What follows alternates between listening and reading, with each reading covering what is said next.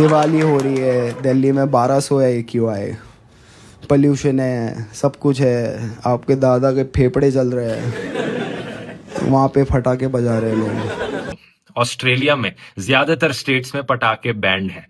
Ireland में ना सिर्फ पटाखों को जलाना बैंड है बल्कि उन्हें खरीदना भी बैंड है। नेदरलैंड्स के देश में इसी साल पार्लियामेंट ने एक बिल पास किया पटाखों पर टोटल बैन लगाने के लिए न्यू ईयर्स की वजह से। चाइना, जिस देश ने पटाखों का इन्वेंशन किया, यहां भी मेजर शहरों में एयर पोल्यूशन की वजह से पटाखे बैंड हैं। जर्मनी में पुलिस और मेडिकल एसोसिएशंस टोटल बैन की मांग कर रही हैं। नॉर्वे में सिर्फ बहुत छोटे छोटे फुलझड़ी जैसे पटाखे अलाउड है, नहीं तो रॉकेट और बाकी सभी तरह के पटाखों पर बैन लगा हुआ है।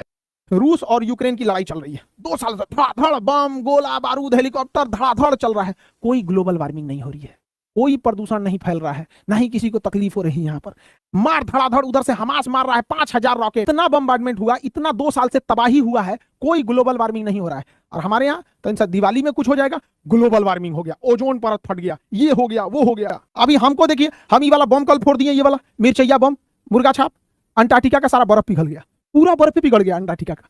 अब हम क्या करें, हम डर गए भैया, कल फोड़े अब पूरा भड़क गया, तो बाकी सब हम बचा लिए। हम कहें कि भैया 1-2 और फोड़ देंगे, पूरी दुनिया का बर्फ पिघल जाएगा। बताइए, आयरन डोम से खतरनाक है ये, गाजा जो मिसाइल मारा है उससे खतरनाक है, यूक्रेन में जो मार रहा है उससे ज्यादा प्रदूषण कर रहा है। धड़ाधड़ यूक्रेन इजराइल में चल रहा हुआ है, अमेरिका बम गिरा रहा है, ड्रोन से मार रहा है, सबसे ज्यादा प्रदूषण इसी में फैला दिया। बताइए, अंटार्कटिका का बर्फ पिघल गया। सिर्फ एक फेस्टिवल ने पूरे शहर को पोल्यूट करके रख दिया है, यही दिखाया जा रहा है ना आपको। अब आओ जरा आपको थोड़ा दूसरे साइड की पिक्चर दिखाते हैं।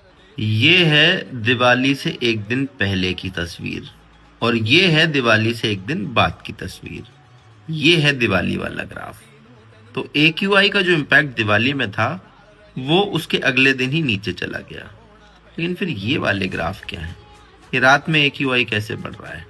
कुछ लोग बोलेंगे कि रात में वो सब धुआं ट्रैप हो जाता है, उस वजह से शायद ये बाद में इसका इम्पैक्ट दिखाई दे रहा है। तो ठीक है, जरा इसको एक बारी 7 डे की जगह 30 डे पे लगा के देखते हैं। दिवाली के स्पाइक के बारे में सब लोगों ने डिस्कशन किया, लेकिन इसकी कौन बात करेगा?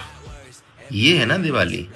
दिवाली से पहले ये कैसे बढ़ता चला जा रहा है, ये कैसे ऊपर जा रहा है? पिछले साल दिवाली थी मिड नवंबर में और दिवाली के साथ क्या कोइंसाइड करता है? Stubble burning. तो दिवाली से पहले जो आप ग्राफ बढ़ता हुआ देख रहे हो ना लगातार, वो स्टबल बर्निंग के साथ बहुत अच्छे से कोइंसाइड करता है। नासा के जो भी मैप्स आ रहे हैं उसमें साफ दिखाई दे रहा है कि स्टबल बर्निंग नॉर्दर्न भारत में इंक्लूडिंग पंजाब, हरियाणा, उत्तर प्रदेश, जितने भी राज्य हैं आसपास, उसमें शुरू हो चुकी है। और दिवाली के बाद भी ये जो पोल्यूशन का ग्राफ है वो बढ़ता ही चला जाएगा।